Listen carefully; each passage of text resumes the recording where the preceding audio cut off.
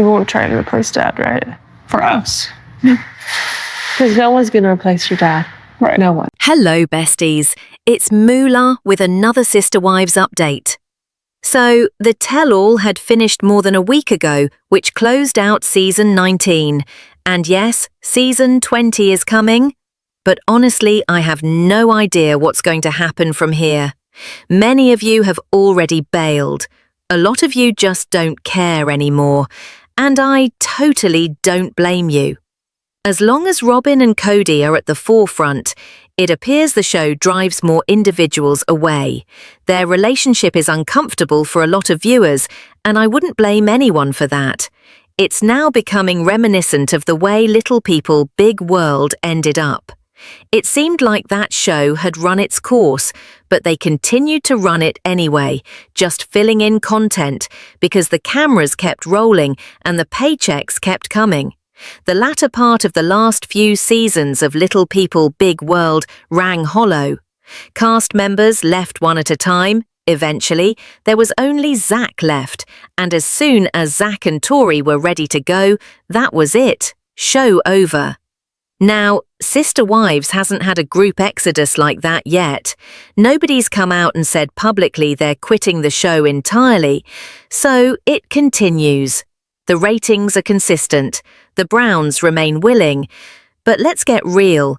This show has strayed so far from what it was initially supposed to be. How do you keep calling something Sister Wives when there are no more Sister Wives? Somewhere in the tell-all, Christine made one statement that really stuck with me. She talked about how things began to shift when Robyn became a part of the family. Kody suddenly became fixated on appearances. Robyn was always put together. Her children were always dressy. And then suddenly, Kody was demanding the same from the rest of us. It wasn't about showing up. It was about being perfect. It's kinda ironic. Kody wasn't super flashy before. Okay, he dressed a little more current than most polygamists, but other than that, he was still pretty conservative.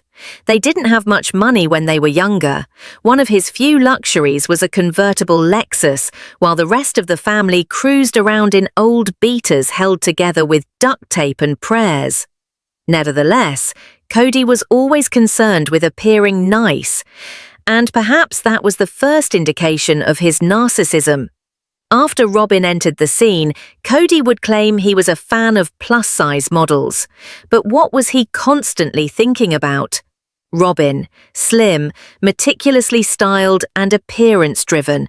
I even learned about this from a stylist who worked with the Browns on their initial People magazine photo shoot. She claimed she did Robyn's hair, but Robyn basically recreated it to fit whatever picture Kody had in his mind. She was getting her makeup done, changing her clothes, making sure things looked a specific way. Meanwhile, Kody wouldn't ever shut up. He kept referring to her as his supermodel wife all the time. Perhaps not loudly enough to say it to the other wives, but they all resided in the same residence. They heard him. The favoritism wasn't covert, it was plain to see. Kangi, he was obsessed. That's what the stylist told me. Kody was completely fixated on Robyn's appearance, twirling her around, admiring her dress and her hair, constantly repeating, "Oh, my supermodel wife, you're such a supermodel." And it wasn't just once or twice, he said it over and over again. The whole atmosphere felt incredibly narcissistic and deeply uncomfortable. Imagine you're one of the other wives, having your husband walk another woman around like a trophy, like the rest of you didn't exist. That's basically what it was like. And quite frankly, it was degrading. Isn't it any wonder that Christine ultimately complained about it? She explained that for years Kody cared only about appearances, how people looked, how they dressed. And if you truly think about it, it was just after Robyn came into the mix that the show's attention started changing. All of a sudden, we were seeing episodes based on the wives losing weight. But let's ask a question. Did Kody ever have to do any of that? Were there shows with him being publicly weighed, liqueured by trainers, humiliated? No. That kind of scrutiny was saved for the women, especially Janelle. Season after season, viewers watched as Janelle was publicly weighed, her numbers broadcast on screen, followed by fitness trainers dissecting her body like it was their job. They'd talk about the dangers of being overweight, how her health was at risk. And yes, health matters, but personal trainers aren't doctors. What Janelle experienced was invasive and highly personal, and there was always this nagging question: did she really want to be doing this? Or was this all some story being rammed for the purpose of TV? And meanwhile, all this going on, there was Robyn, usually the thinnest of the wives, participating in these same segments, uttering such phrases as, "It's so hard being skinny." Meanwhile, she'd insist that Kody didn't even favour thin women, that he preferred thicker women. Yeah, right, Robyn. And let's not forget, Janelle even had to blog on her own weight loss for TLC. Whether she liked it or not, the way it was depicted made it look like it was part of some scripted storyline, like she was supposed to keep pace with some expectation that Kody had quietly established. And that expectation was obviously modelled after Robyn. The bodies of the women evolved over time, as all bodies do, but pressure was never reciprocated. It was always the wives getting pressured to conform, always the comparison to Robyn, and what was painfully realised is that Kody had established a mould, a physical expectation of what he desired in a wife. Robyn conformed to that mould, the others were supposed to conform, but that's not how family works. That's not how love works. Kody had been with these women for years, women who bore him children, women who cheered for him, women who supported him. He should have loved them for what they were, no matter if they were a size 4 or a size 14. What should have been important was who they were on the inside. That's what Christine always told us from the very start. That's what we believed. So when Christine finally spoke the truth that Kody had always valued appearances, that he treated Robyn and her children better because they presented themselves more put together, it all added up. Of course that hurt. Of course it eroded Christine's self-esteem. She felt invisible. Like no matter how much she did, she'd never be enough. And just when you think it can't possibly get worse, Kody pens a book, and in that book he even admits he was revolted the first time he met Christine. Why? Because she was fat, and as he so sweetly described it, munched on nachos. Yes, that actually did happen. He doubled down in a tell-all interview, stating that instant made him wonder if he even wanted to wed her. It's appalling. And worse yet is the fact that he uttered all of this while sitting next to Janelle, who at the time was herself a plus-sized woman. How do you imagine that made her feel? After having given birth to 6 children, after all of the physical and emotional stresses of marriage and motherhood, how do those words rest in your heart? He admitted it.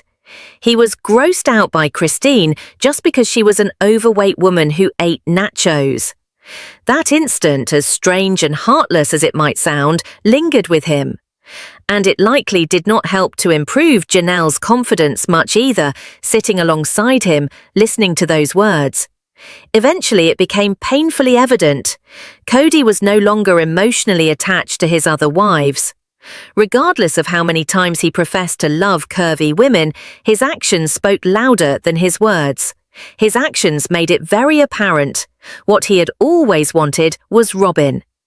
In a 2023 podcast interview, Kody even stated that meeting Robyn was like reaching the pinnacle, like he'd finally made it. He likened her to his trophy, his dream woman, the cover of a Diesel Jeans advert. He was rambling about her appearance, her figure, her face. It was her face that was holding him. And here I am not criticizing the way Robyn looks. I don't have any opinions about her one way or another. I think that all the women in this family are gorgeous in their own different ways. But when one woman is put on a pedestal over all the rest, that's never a good thing. That's never right. And it wasn't only Robyn. From all accounts, Kody did the same with his kids. On Patreon, in the course of watching an episode and commenting on it, something came up that made a lot of fans uncomfortable, including, apparently, McKelti herself. Tony noticed something very particular about Kody's favoritism. When Christine's children were involved, Aspen was obviously his favorite. Not because of her character, not because she was kind or loyal or intelligent, but merely because she was pretty. In Tony's words, Aspen always seemed the most together. She had her hair done, her face painted neatly, and nice clothes. And for that reason, more attention was paid to her by Kody. She was prioritized over the others because he preferred her appearance. It was upsetting. And to be honest, it didn't end with Aspen. Some think the same thing occurred with Isabel. There's even rumor that Kody was uncertain about Isabel getting surgery because of the scar it would leave. Like a physical blemish somehow makes her any less lovely. It's a scary notion that a dad could look at his daughter and be concerned that a medical scar would make her unattractive. And once more, Isabel is a gorgeous young woman. Christine's daughters are all attractive in their own ways. But Isabel, blonde, tall, almost 6 feet high, fits that old-fashioned type Kody appears to favor. It's difficult not to see the trend. The tall, thin, conventionally pretty daughters appeared to get more of his approval. So when Tony told McKelti that Aspen was the most appealing and thus the favorite, it obviously rang true to McKelti. She even conceded it. She had never actually been Kody's favorite. The only time she felt like she might be was immediately after Christine had left. For that brief period, she was the liaison. She arranged visitations with Truly. She coordinated communication between Kody, Christine and Robyn. For that instance, she was worth it, but only because she was useful, not because she loved her more. And to be honest, the entire situation is just unnerving. The thought that a father would prioritize his children by looks, that he would favor one daughter over another because of makeup or figure, it's disturbing. Creepy even. So when Christine explained to Suki at the tell-all that in the end all things in the family were about appearances and Kody lost sight of what's important, that one wounded. Because when you've got wives and kids all quietly competing just to be noticed, just to feel appreciated, something is seriously, seriously wrong. The pressure to be the prettiest, to keep up with Robyn, wasn't just isolated to the wives. That attitude filtered down to the children inevitably, and once a parent begins basing their children's worth on appearance, they cross a very serious boundary. It ceases to be parental love and begins to divert into something else. An objectification. It instills this silent competition between daughters to get their own father's notice by being thinner, better dressed, neater than their sisters. That's not only wrong, it's sick. No parent, mother or father, should ever lead their children to believe that love and affection are achieved through appearance. That mentality fosters insecurity, it destroys self-esteem, and it creates a doorway to significant emotional ramifications: anxiety, depression, body image concerns, even eating disorders. It's a poisonous cycle, and the harm can be long-lasting. So when you actually think about it, it shouldn't come as a shock that Kody is particularly fixated on Aurora and Brianna. They're always dressed up for the cameras, perfect ringlets, flawless face makeup, skinny, tall, and yes, traditionally pretty. It's like Kody requires this image of a perfectly presented family, and anyone who doesn't meet that visual expectation gets pushed to the side. That's how he kept his daughters vying for approval. He not only played favorites, he objectified his own daughters, and that's terrifying. Kody, that's disgusting. You crossed a boundary. You made your daughters feel they had to earn your affection by being a certain way. That's not only unjust, it's profoundly creepy.